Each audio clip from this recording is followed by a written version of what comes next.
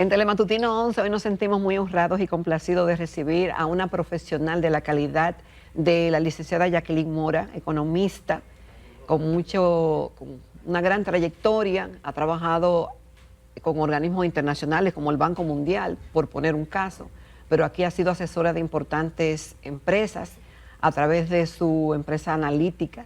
También actualmente es viceministra técnica del Ministerio de Turismo de la República Dominicana. Anteriormente también trabajó en el Ayuntamiento del Distrito Nacional. Y es un lujo tener a esta mujer esta mañana aquí, porque con ella se puede hablar tranquilamente de economía con la confianza de que estamos hablando con una persona que sabe lo que dice y lo que hace. Bienvenida, tocaya, al programa. Un gusto de que esté con nosotros esta mañana. Jacqueline, gracias por tu bondad al definirme. Bueno, Jacqueline, es indudable que uno de los temas que está pendiente, ya planteado en el país, y se sabía de que el año iba a estar dividido en dos. El primer semestre el tema electoral y el segundo semestre pues abordar el tema de las reformas y especialmente de la fiscal, que es un tema pendiente desde gobiernos pasados y economistas como tú y como otros que entienden que es una necesidad de que el país se aboque a una reforma, y vamos a creerle a los economistas de que será bueno para el país que ello se haga. El presidente fue abordado en el día de ayer y dijo que no podía dar detalles porque decir un pedacito y no ver el contexto pueda generar mucha confusión. Pero ¿qué se puede esperar de una reforma fiscal en una economía como la nuestra, que venimos del COVID, de una recuperación, de un mundo que está un poco convulso, con guerra, con retos?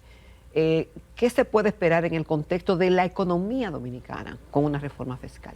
Mira, yo creo que es bueno mirar hacia atrás para poder un poquito también mirar hacia adelante. Claro. Si tú te pones a ver, cada 6 o 8 años nosotros tenemos esta conversación, ¿verdad? Sí. Recuerdo, y siempre a raíz de choques. Las economías en términos generales, igual que los seres humanos, no tenemos una vida tan estable, ¿verdad? Sino que hay choques que van y vienen, y esos choques implican cambios y ajustes.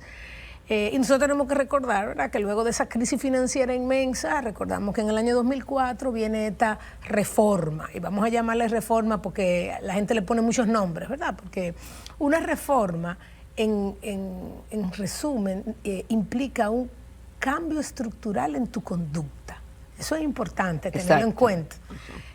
Cambio estructural en tu conducta. Y en muchos tipos de conducta, y también los objetivos de la reforma son poner en orden los precios para que tus ventajas salgan a relucir. Te voy a poner un ejemplo. Nosotras, y a mí me gusta poner la cosa con un ejemplo muy simple. En nosotras las mujeres, ¿verdad? Cuando nosotras decimos, bueno, voy a hacer un cambio de imagen, ese cambio tiene que venir que resalte tus temas positivos, ¿verdad? Si no hace eso, pues simplemente te cambiaste el pelo. La gente te va a decir, ay, te cortaste el pelo, pero no te va a decir más nada. Si te lo hace de acuerdo a tu cara, la gente te va a decir, tú tienes algo diferente, pero yo no decirte qué. Lo mismo pasa con todo tipo de reformas. Las reformas, en el fondo, son intentos de adaptar una economía para que pueda crecer más, ser más inclusiva, dar más oportunidades, si no, no tienen sentido.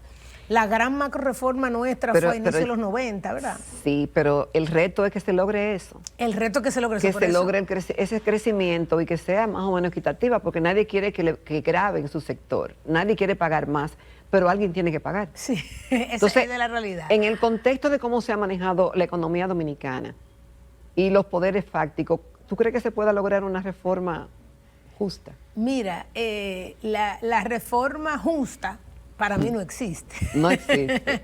Pero siempre va a haber alguien que... Claro. Mira, por ejemplo, tú tenías en el año, salimos de una crisis financiera, había que hacer una reforma, porque la economía estaba en el suelo, la economía era más pequeña, teníamos que redistribuir la riqueza, ¿verdad? Porque el rol de los impuestos es eso, ¿verdad? El rol de los impuestos es redistribuir la riqueza al final del día, ¿verdad? Sacar dinero de un lado para ponerlo en otro lugar que haga que la economía sea más equitativa y que crezca mejor, ¿verdad? Y quites riesgo.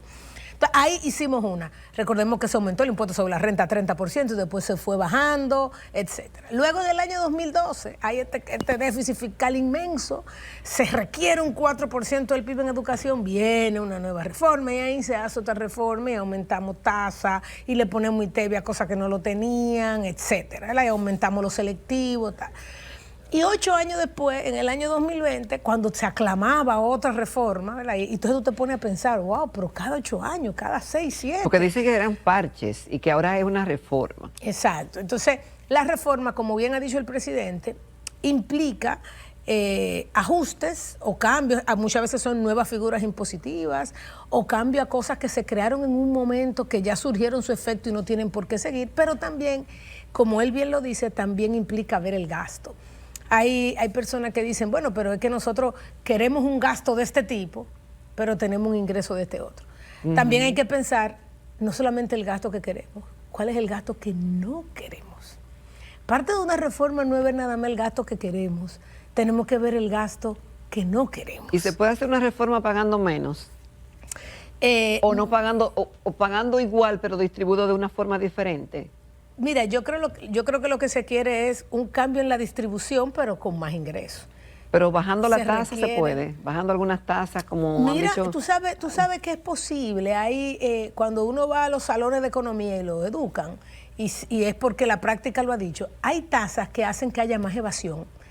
Hay tasas que hacen que haya más evasión. O sea, hay sistemas tributarios en los cuales el que pagaba antes puede pagar un poquito menos y el próximo quiere hasta pagar con tal de no vivir en la zozobra de que la DGI algún día lo va a agarrar. Entonces, definitivamente hay modelos en los cuales tú puedes bajar la tasa y tener recaudaciones mayores si tú logras bajar la evasión. Ese es el gran dilema de los países como los nuestros. ¿Verdad que sí? El tema de la evasión. Y por eso tiene que ser un tema de ingresos y gastos.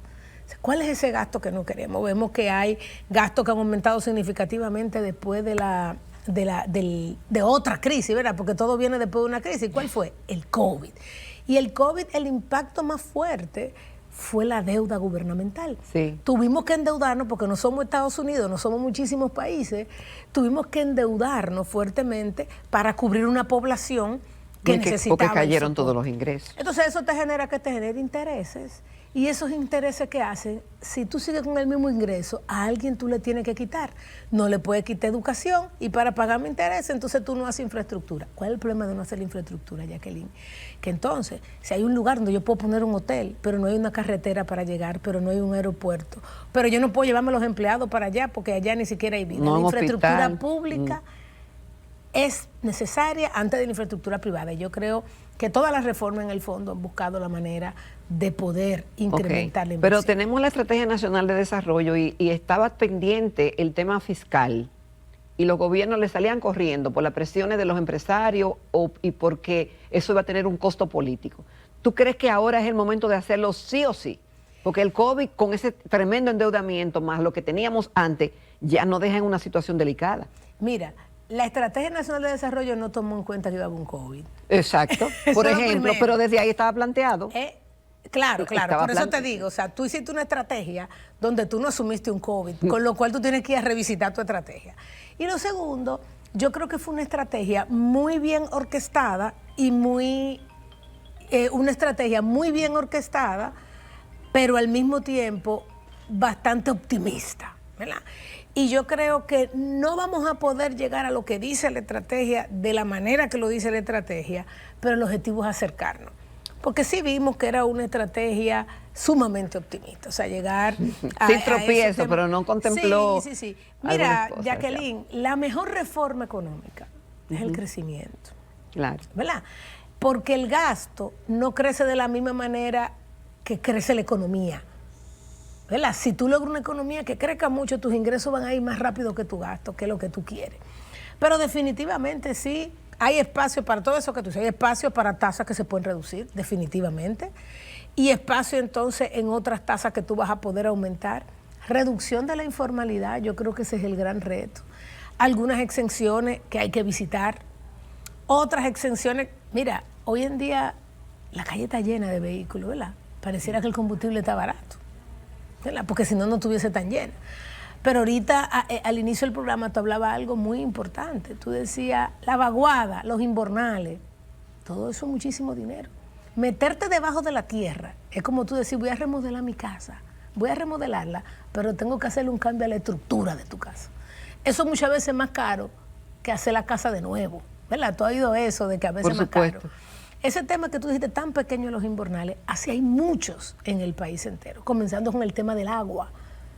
Las inversiones que son necesarias para el tema del agua en zonas que son críticas. Entonces, yo creo que todos estamos claros, como tú bien dices, de que algo tenemos que hacer y que algo vamos a tener que hacer dentro de 6 años más, dentro de 8 años más. Pero es inminente que sea ahora, Jacqueline. En este segundo semestre del 2024, ¿tú piensas que es el momento ideal y que no se puede postergar? Mira, siempre se puede postergar, siempre.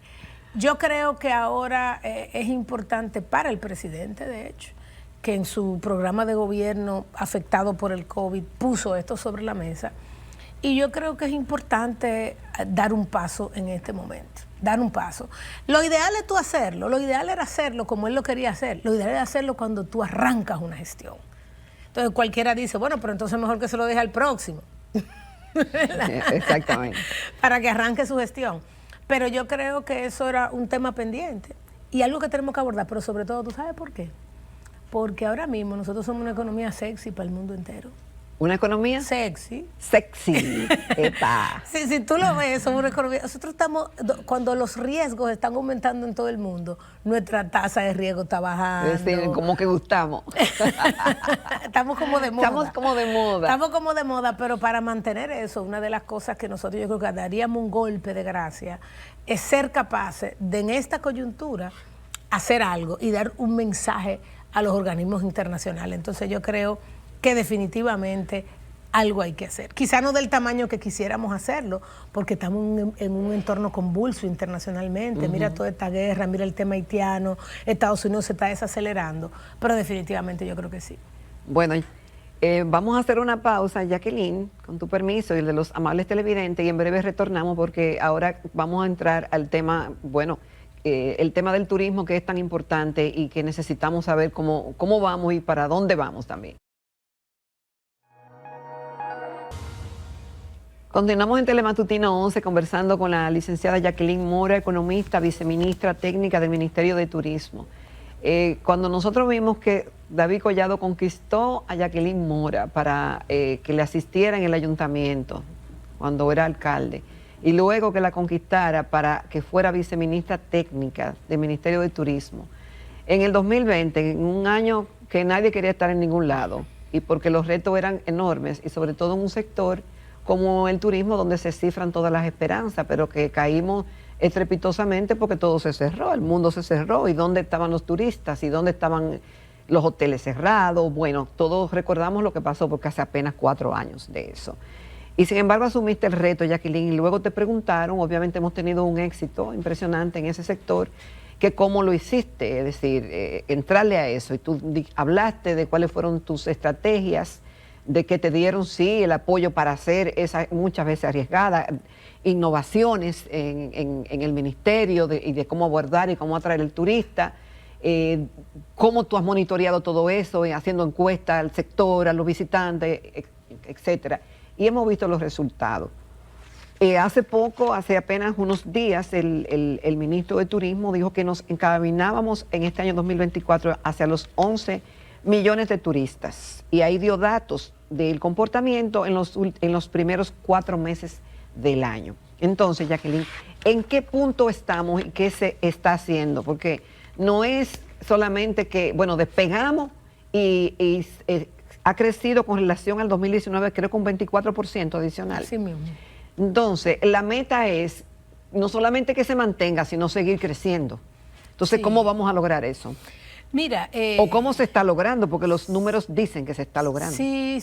Mira, la verdad es que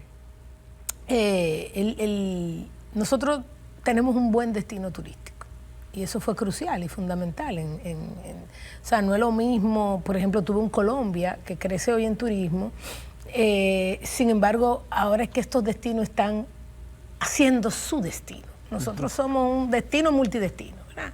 y teníamos algo que ofrecer. Lo segundo, como tú bien dices, tú hablabas que estaba en el ayuntamiento.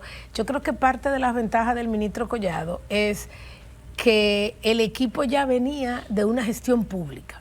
Entonces no había que llegar nuevos a una gestión pública y además de eso tener que hacer un proceso de recuperación, ¿verdad?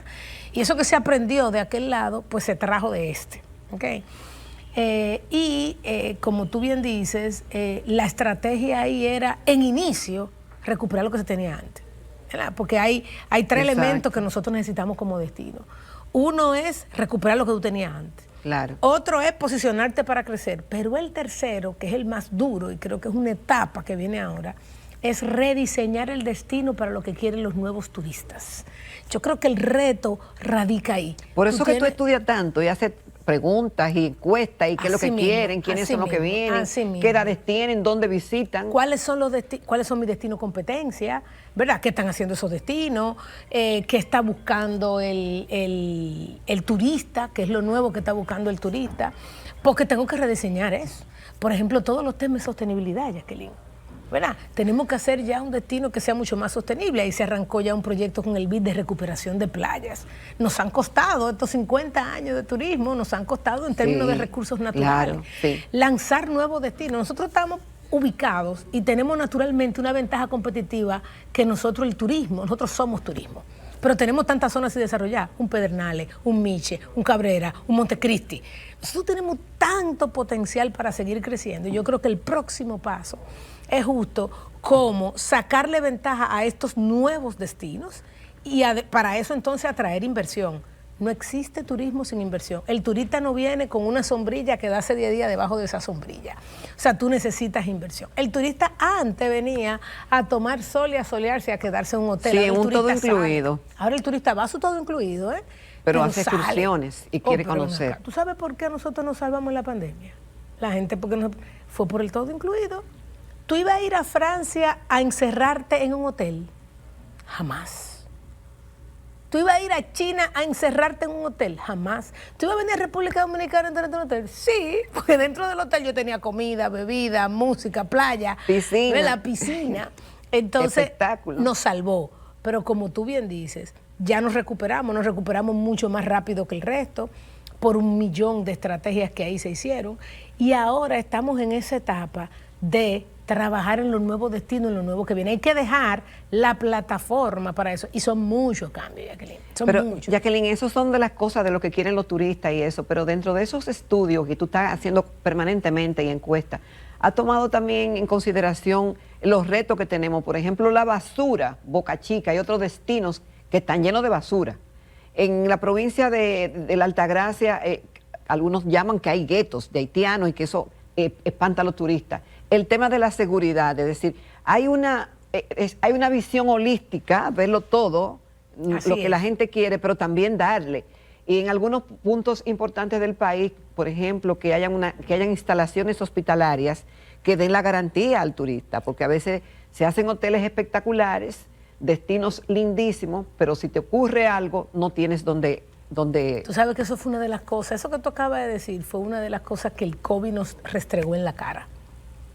Fue una de las cosas que nos dijo, mira, tú tienes una necesidad imperante de tener el turismo médico, porque hay turismo de salud y hay turismo médico, ¿verdad? O sea, está el que responda y otro el que venga por eso. Hay dos cosas diferentes. Son dos cosas diferentes. Si te pasa algo, ¿dónde ir? Ajá, y si yo quiero tratarme, ¿dónde también puedo ir ahí? ¿Dónde también yo puedo ir? Entonces sí, tenemos inclusive un estudio que se llama ¿Por qué no vuelve el turista? ¿Verdad? O sea, que hacemos el estudio, claro. O sea, hay un estudio donde yo digo, ¿estás satisfecho? ¿No estás satisfecho? ¿Quiénes volverían? Pero hay un 8% me dice que no volvería. Entonces yo dije, no, pero yo necesito saber por qué que no quiere volver. Tú sabes. Y sin embargo, el tema de la seguridad no me queda nunca alto en que el por qué no quisiera volver. De hecho, la percepción de seguridad que tiene el turista acerca del destino de República Dominicana, y yo le pregunto, ¿tú has ido a otro destino? Sí. y entonces yo me comparo en términos de percepción de seguridad. Yo digo, cuando tú fuiste a este destino, ¿cómo te sentiste a nivel de seguridad? Y cuando tú viniste a República Dominicana, sí, me comparo con Francia y si me comparo con otros destinos, evidentemente no voy a quedar tan alto. Pero dentro del Caribe somos los que tenemos increíblemente la mayor percepción de seguridad. Y eso pasa porque el destino, por ejemplo, un destino como Punta Cana, donde todo el mundo vive del turismo, pocas veces te va a pasar algo. Te pasa porque hay dos eventos de inseguridad. Uno que viene por vandalismo y otro que viene por inseguridad operativa, un accidente. Eso no es un vandalismo, es una inseguridad operativa. Pero como bien dice, ¿por qué no viene el turista? ¿Por qué tú no volverías a República Dominicana? Y salen esos elementos que tú acabas de decir. Sale el tema de la basura, me salen los temas como tú dices, de cosas que no encuentran en el destino, que quisieran encontrar. Los temas que antes salía, que ya no está saliendo, es el tema gastronómico. ¿Qué hacer fuera del hotel? Sí, ya hay mucha oferta gastronómica. No. Pero en el destino Santo Domingo, por ejemplo, tú ves cómo ha aumentado la satisfacción con el tema gastronómico. Los hoteles ahora, déjame contarte, hay una particularidad. Ya el hotel que está viniendo, o sea, a mí lo que me está llegando al Confotur, lo que me está llegando al DPP, que es el que aprueba la parte hotelera, son muchos hoteles que ahora no son nada más todo incluido, sino que además tienen adentro un parque acuático, que tienen adentro 3 o 4 ofertas gastronómicas diferentes, que tienen dentro un super spa que se están dando los hoteles. Entonces el hotel le ha tocado transformarse para ser parte de este cambio en el tema del turismo. No hay algunos ecológicos que yo veo que cada vez son más en la República Dominicana. Así mismo. Novedades que uno no cree que pueden existir en el país. Y tú sabes que ese es uno de los retos que más adelante, y ya la estamos trabajando, pero que vamos a tener, es cómo tú regulas eso en un país donde hay huracanes. Porque el glamping está bellísimo. Ay, me encantaría irme a una montaña donde hay glamping. No, pero yo tengo que asegurar que si tú estás ahí glamping... ¿Qué es lo que es el glamping? El glamping son esto que es en la naturaleza, que es como una casa de campaña, pero que tiene hasta aire acondicionado. Entonces, ¿cómo comenzamos a regular el tema de glamping? El tema inclusive de los hospedajes no hoteleros. ¿Cómo lo hacemos también más seguro? Entonces yo creo que el reto en el que nos encontramos es un tema de adaptar la regulación al cambio que ha tenido el turismo, por un lado, desarrollar los nuevos destinos turísticos y hacer el cambio que quiere el turista. Y en algunos temas hemos avanzado, ya estamos comenzando a ver más hospitales. Viste en Santiago que salió esta parte del Homes que es de turismo médico, sí. Y eso van a venir más. Viene uno que viene ahora en Santo Domingo Este. Sí. Que viene Santo Domingo Este. O sea, vamos dando, yo digo, que pininos. Tenemos que avanzar un poco más rápido, porque te cuento que nosotros tenemos a Chile, a Colombia, a Argentina, a toda esa gente llamándonos para decirnos, ¿cómo es el Confotur de ustedes? ¿Cómo fue que ustedes hicieron tal cosa? Pero eso es bueno. Es bueno, pero eso implica que si estábamos manejando a 80, tenemos que comenzar a manejar 120 para seguir siendo un destino atractivo y, como tú dices, seguro, sostenible, completo. ¿Verdad? ¿Cuántos dominicanos hoy no se están yendo a Colombia o a Centroamérica? Hoy en día la gente quiere hacer otro turismo. Y yo creo que ahí está el reto. El crecimiento, las estrategias han estado ahí y ya las 2 primeras etapas yo creo que nosotros las cumplimos, que es la etapa de crecer, de mantener ese crecimiento y ahora es mantenerlo a largo plazo. Claro. A seguirlo empujando. Claro. Jacqueline, recientemente, auspiciado por el Banco Popular Dominicano, tu empresa analítica, presentó un estudio sobre el impacto del turismo. Y tú hablabas de lo que se llama el consumo inducido en la economía. ¿Tú no podías explicar el valor que esto tiene? Oh, inmenso. Mira, a diferencia de otros sectores, ¿verdad? El turismo lo que hace es que trae consumo de afuera a República Dominicana. Algo que no está. ¿Verdad? Entonces, tú te estás agarrando una parte que está fuera del mundo, de ese valor, de ese dinero que hay fuera del mundo y tú lo traes a República Dominicana. ¿Verdad? Entonces, por eso es tan importante. Lo segundo es que para tú exportar una piña en República Dominicana, tú tienes que pasar por muchísimos procesos. Pero cuando el turista viene, él se lo pudo haber comido en su casa allá en Estados Unidos, o se lo pudo venir a comer aquí. Es una exportación. Entonces, cuando ese turista viene, comienza y gasta. Parte lo deja en el hotel y ese hotel tiene que comprar bienes y servicios. Y cuando compra esos bienes y servicios, genera empleo dentro del hotel, pero también genera empleo fuera del hotel. Genera empleo en el sector agropecuario, genera empleo en el sector transporte, genera empleo, ese turista tiene que montarse, genera empleo en los bares y restaurantes. No, y el en gasto la de tienda, ese porque compran de todo, desde comida, medicamentos. Pero adivina qué, etcétera. Ese empleo que ellos crean en el hotel y fuera del hotel, ese empleado ahora tiene dinero en su bolsillo para ir y beberse una cerveza, para ir a un parque de diversiones. Y eso es lo que se llama el consumo inducido por el turismo. O sea, el turismo tiene un impacto directo, vine y gasté. Tiene un impacto indirecto. Hay empresas chiquitas que comienzan con 10 empleados y cuando ese turismo comienza a crecer se tienen que ir a 20, a 40 empleados, pero además tienen que invertir en un almacén nuevo. Y ahí viene un efecto indirecto, que son las ganancias de esas empresas que no son turísticas pero están vinculadas al turismo, los empleos de esas empresas que no son turísticas pero están vinculadas al turismo, los impuestos que te pagan esas empresas cuando ganan dinero que no son turísticas pero que están vinculadas al turismo, y es un empleo indirecto. Ahora viene el inducido. El inducido es ese empresario que está vinculado al turismo, entonces ahora puede comenzar a invertir en otra cosa, invierte en una casa, invierte en el sector construcción, invierte en la misma empresa, y esos empleos van y salen y comienzan a consumir bienes y servicios que si el turista no viene, ese dinero que estaba allá afuera no iba a venir aquí, como dice la gente, a dar vuelta dentro de la economía y a multiplicarse. Esos son los efectos. Ok, tú dijiste, Jacqueline, en su momento que hiciste esa investigación con 25 fuentes de investigación para llegar a esas conclusiones y decir lo que tú estás diciendo, pero con evidencia de que eso ocurrió. Así mismo. ¿Cómo fue ese proceso? Mira, cuando tú quieres analizar y llegar a ese nivel de detalle, evidentemente tú tienes que utilizar fuentes de la Tesorería de la Seguridad Social, a ver si es verdad lo que yo estoy diciendo, la Dirección General de Impuestos Internos, a ver si es verdad, la fuente y las estimaciones que hace Banco Central, información que existe del mismo Ministerio de Turismo, de temas internacionales, de plataformas que te dan información acerca de la gente que está viniendo a República Dominicana. Y todo eso tú tienes que tener la capacidad, evidentemente, de conectarlo, de hacerlo coherente, porque lo que te dice una fuente no necesariamente es igual a lo que te dice otra, o tú tienes que tratar de ver dónde está esa coherencia. Y toda esa data que tú utilizas, pues entonces tú tratas de ponerla en un solo modelo y ponerlos a hablar juntos y a darte el resultado que yo te estoy diciendo. Hacer este tipo de estudios requiere mucho detalle, mucha minuciosidad, porque decir que al final del día el turismo te impacta casi el 20% de una economía. Casi el 20%. Casi el 20%. Es mucho. Tú dices, wow, es mucho, ¿verdad?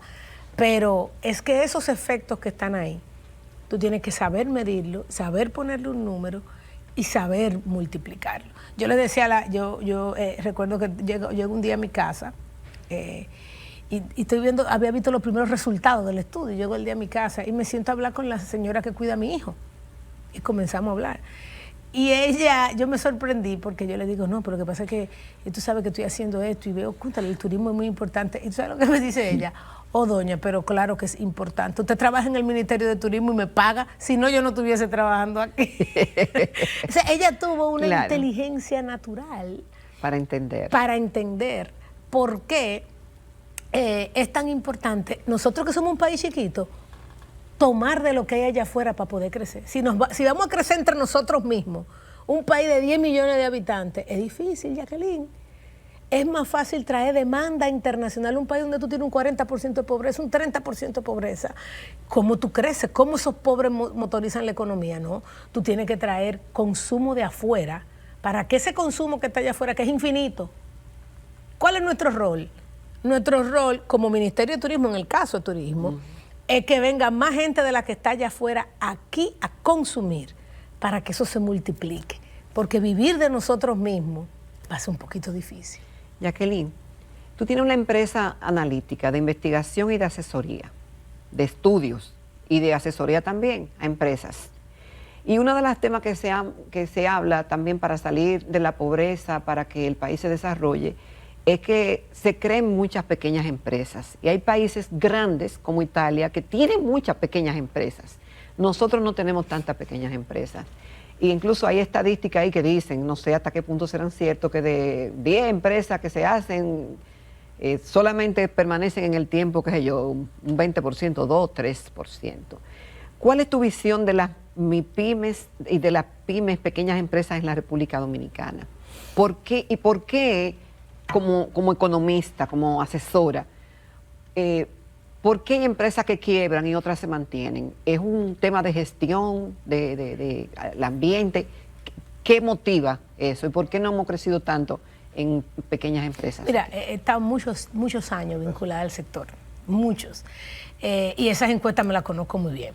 En primer lugar, pasa porque muchas de las micro y pequeñas empresas que se crean por subsistencia y no se crean por estrategia. No es que el microempresario y el pequeño empresario salió a formar una empresa. Muchas veces fue que se quedó desempleado y su plan B fue hacer una empresa. Cuando tú haces una empresa así, es mucho más difícil, ¿verdad? En segundo lugar, lo que te voy a decir no va a ser nuevo y tú te lo sabes muy bien. Hay un tema de educación y de organización en esas empresas. Muchas veces el micro y pequeño empresario entiende que él es la empresa, ¿verdad? Entonces no lo separa. Y cuando tú vienes a ver, se queda sin cash flow, porque él saca de esa empresa y nunca se determinó ni siquiera a ver los estados financieros, de dónde viene el dinero, cuánta gente le debe, cuánta gente no le debe. Hay un tema ahí de organización, y la organización viene de por dónde surgió la empresa. Por eso hoy hay tantos servicios que tú ven que diciéndole al microempresario, ven, déjame ayudarte. Lo tercero es que el mercado normalmente está tendiendo a eso. ¿Qué te está pasando a ti? ¿Quiénes están creciendo? Influencer, gente que quiere trabajar en casa, gente. Entonces, ese mercado es un mercado que crece, pero para que crezca, date cuenta que inclusive en el colegio están cambiando. Ya los niños le están dando emprendedurismo, ya los niños le están dando finanzas. Antes eso no se daba.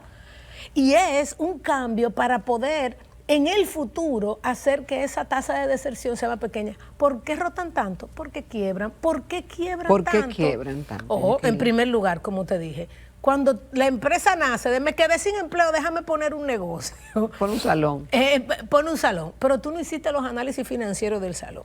Tú vas a ese salón en la tarde y necesitas dinero para pagar el colegio de muchachos y tú lo sacas de esa caja y va para allá. Cuando tú vienes a ver, tú no cuidas tu crédito. Terminas endeudándote en malas fuentes de financiamiento porque tú no sabes ni siquiera cómo monitorear tu crédito.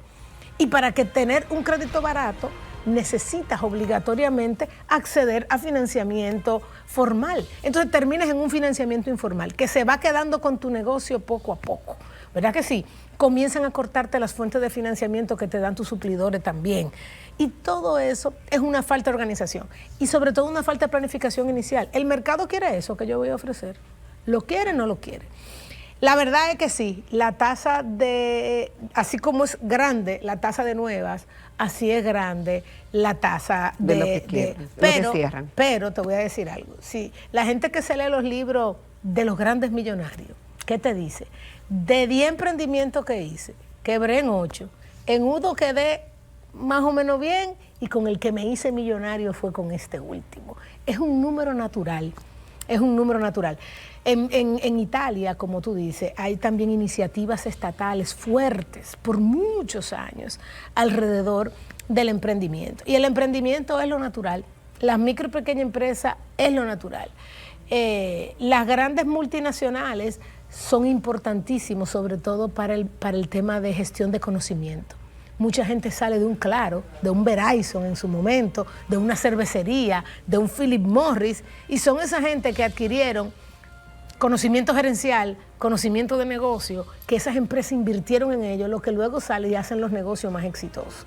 Tú ves, nunca voy a olvidar cuando tuvimos la crisis de Zona Franca, cuánta gente de ingreso bajo que trabajaba en Zona Franca que se quedó sin empleo, fundó ahí en el este un lugar que se llama Villapanti, compraban los recortes de las telas y ellos los procesos que aprendieron dentro de la Zona Franca lo pusieron en place y que salieron sus empresas. Entonces, yo creo que es un poquito eso y ahí vamos caminando. Bueno, agradecemos, Jacqueline, en todo lo que vale tu excelente participación, como siempre, tú no defraudas. Aprendimos mucho esta mañana y tenemos la esperanza de que vamos a seguir creciendo y que si se hace lo que se tiene que hacer, pues hay posibilidades de que tengamos éxito. Muchísimas gracias. Somos un país maravilloso. Señores, yo no sé si despedimos desde aquí. Nos vamos con la doctora Luz Rosa Estrella. Sí. Vámonos con la doctora Luz Rosa Estrella y nos vemos mañana si Dios quiere.